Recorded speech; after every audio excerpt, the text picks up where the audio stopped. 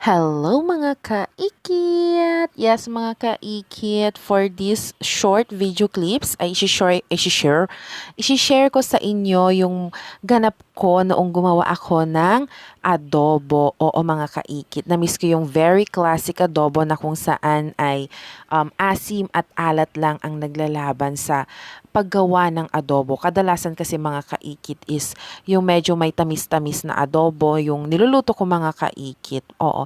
Pero hindi yun mawawala ang nagmamantikang adobo, of course, mga kaikit.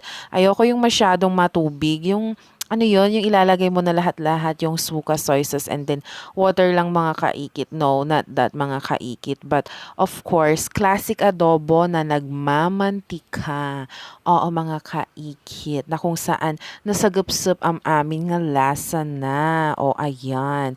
So, for full video mga kaikit, ay share ko dito ang picture